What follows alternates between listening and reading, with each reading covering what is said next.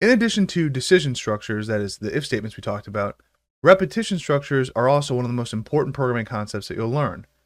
More commonly referred to as loops, repetition structures give us the ability to repeatedly process one or more code statements at a time. Consider a situation where you may need to run the same code multiple times. For example, when you're asking a user to enter a value that you want to convert to a number. We previously learned that we can use a try except block to handle errors caused by invalid user input, like so. So we had this example here, we'll go ahead and review, where we used a try except block, so we had try here, and we accepted a response from the user using the input function. So we said, please enter a number, and so we're looking for a valid number here that we can then convert to a numeric data type, so in this case a float. So I'll put response in there.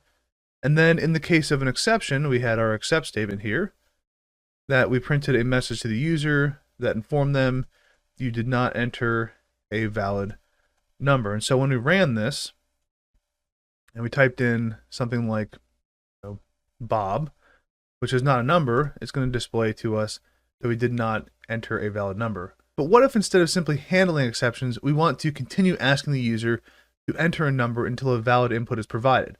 For that, we need to use a loop. More specifically in Python, we will want to use a while loop. Now, a while loop is used in situations where we want to continue running a block of code, like this block of code here, while a particular set of conditions is true. This is also referred to as condition-based looping because a condition controls whether or not the code statements here are repeated. The requirement for repeating the code statements is referred to as the looping condition. So let's take a look here at this flowchart here. We have the looping condition, and similar to an if statement, this is a Boolean expression. And if that is a true statement, then we go into here the loop body, which is a block of code within the loop structure. Each time this loop is executed, it's referred to as an iteration. Now notice when the Boolean expression evaluates to false, then the loop body is not executed. So this is important to understand the logic here. With a while loop, the looping condition is evaluated before the loop body is actually executed. This is referred to as a pretest loop and is based on the condition provided. The body of the loop may run then 0 or more times. If this looping condition is false, it's not going to run at all. If it's true, then it's going to run. We also have what's called post-test looping structures. If you've ever coded in something like Java or C#, this is where the condition is checked after the body of the loop executes at least once. So it's going to always run at least once. If you've ever heard of a do while loop, that is actually a post-test loop. However, that type of looping structure does not exist and has not been implemented in Python. So we're actually not going to deal with post-test loops. We're just going to deal with pre-test loops. And so we're going to go ahead and write a while loop to accomplish that. So let's start off here by declaring a number. We'll set that equal to 1. Now to write a while loop, we start with the keyword while, and then followed by a condition similar to writing an if statement. So let's start with a simple loop example here that prints the word hello multiple times. And so if I've declared this number here, setting it equal to 1, let's go ahead and adjust this number value each time that we run this. And so we'll count up by 1 each time. We're going to talk about that more in just a second. But we'll say while number is less than 5. I'm going to print out the word hello. And then I'm going to increment the value of number by 1 each time. Now, let's go ahead and run this and see what happens. And we can see here that the word hello prints 4 times. Now, this is because in addition to printing the word hello in this loop, the number variable is being increased by 1 during each iteration. That is, this number equals number plus 1. This ensures that we reach what's referred to as the loop exit condition. That is, we eventually reach a value for the number variable that makes this statement here, number less than 5, false. If we were to remove this line of code right here, so if we remove this, would actually result in an infinite loop. An infinite loop is a loop that never ends, meaning it never exits based on the stated condition. A program that contains an infinite loop will continue running and will eventually crash when the limit of the computer's program memory is reached. So to ensure that a while loop ends correctly, we have to have 3 components. First, we have to have a loop control variable that's initialized. In this case, that's number equals 1. We can also look at this flowchart here as an example. So we have number equals 1. That's the first component we have to have. The second component we have to have is the value of the loop variable is evaluated within the looping expression. So here it's checking to see, well, what is the value of that control variable? What is the value of number? Is it less than 5?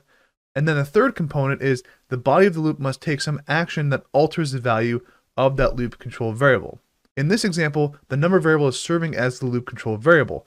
That is, the number variable is working as a counter variable, and it is used to count something. In this case, it's counting up by 1. In programming, we have what's called counter variables, and we also have accumulator variables. And accumulator variables are used to accumulate or add together values. Counter and accumulator variables are often used as loop control variables here. The main difference between the two is that counter variables update in equal increments, whereas accumulator variables may change at varying increments. So for example, if you think about a bank account, that's a great real-world example of an accumulator. Bank account balances update based on debits and credits of varying amounts, and updating refers to either adding to, meaning incrementing, or subtracting from, meaning decrementing, the value that's stored in either the counter or the accumulator variable.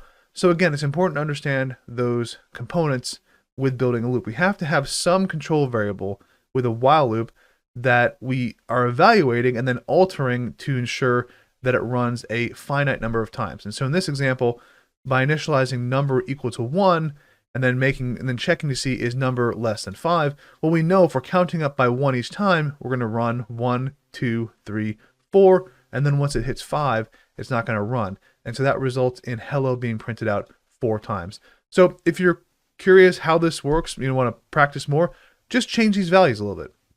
I change the initial value to maybe 0, or maybe change this to 8 and say, well, how many times do I think it's going to run? If it's starting at 0 and I'm adding 1 to each time, well, then I should get here, if we look, this is now running 1, 2, 3, 4, 5, 6, 7, 8 times. Why is that? Because it's starting at 0, and then it's going 1, 2, 3, 4, 5, 6, 7, which is a total of 8 iterations in that loop. Now, returning to our user input example, we can create a Boolean variable to serve as our control variable, and let's go ahead and call that valid input. So if we take here a look at this example, let's take this and say, well, valid input, which is going to serve as our loop control variable, and we're going to initialize this to false. With this Boolean variable initialized to false, we're going to have the loop that we're going to write here continue asking the user for a value until a valid number is provided. That is, the user successfully puts a number in that can be converted to a float without throwing an exception. When a valid number is provided, the value of this valid input, we're going to go ahead and update that. We're going to change it to be true. So let's go ahead and take our code from before, and you'll kind of see how we're going to do this. So we're going to go ahead and take this, and I'm just going to copy this try except block here, and I'm going to put it down here and just paste it. And I'm just going to select all that code once more, and I'm just going to hit tab to indent it by 1. Well, the reason I'm going to do that is because I'm going to put all of this code inside of a while loop statement. So we're going to say while valid input equals, and make sure you're using the double equals here for the comparison operator, not the assignment operator, while this equals false. And then we're going to go into our try statement here. We're going to request input from our user, and then we're going to try to convert that to a float. And if this works, if this statement here, which is the one that before was the one throwing the error, if the user put in a non-numeric value, this line of code right here, response equals float, response is the one that actually threw the error. So if that doesn't throw an error, then we know that the input was valid. They gave us a numeric value. Then we're going to go ahead and change valid input to true. All right, so we're changing, change the value of valid input if the previous code statement runs without exception, right? So running without an issue there. And we could also go ahead and print a message here to the user, just like we have in the accept statement. We're informing them when they give us an invalid number. We can go ahead and put a message here that says, thanks for entering a valid number. We can say your input has been stored. And so if we want to go ahead and now test that out, let's see what happens here. So I'm going to run this. And let's start off by giving it a valid number. So we'll say 43. And we can see here, thanks for entering a valid number. Your input has been stored. If we run this again, let's start by giving it an incorrect value. So we'll say something like Sally. And it's going to say you did not enter a valid number. Let's try again. Bob. Again, did not enter a valid number. We can say Frank. Again, not a valid number. And let's go ahead and now give it a valid number. We'll say 50. And we can see, thank you for entering a valid number. Your input has been stored. So you can see here how the try except block is very important because it's giving us, a message here in the case that there's an error. But the loop is also extremely important here because we can continue this entire logic here until we actually get a valid input from the user.